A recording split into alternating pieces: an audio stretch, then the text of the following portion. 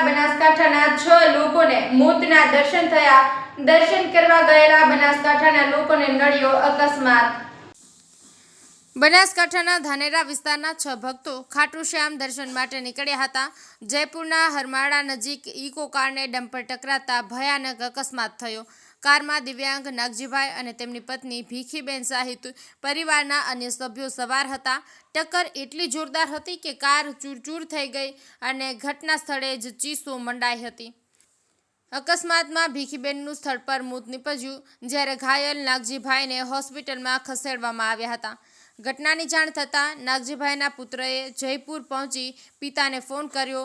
પિતાએ કહેવામાં આવ્યું કે નાગજીભાઈના આ શબ્દો સાંભળીને હોસ્પિટલ સ્ટાફ અને હાજર લોકોની આંખો ભીની થઈ ગઈ। આ ઘટનાથી ધાનેરા અને સમગ્ર બનાસકાંઠામાં શોકનો માહોલ છવાઈ ગયો હતો। પોલીસે ડમ્પર ડ્રાઈવર વિરુદ્ધ કેસ નોંધ્યો છે। મૃતકોના પાર્થિવ દેહને ગુજરાત મોકલવાની પ્રક્રિયા શરૂ કરાઈ છે। અહેવાલ હરગોવન ચૌહાણ, ખબર બનાસકાંઠા ન્યૂઝ।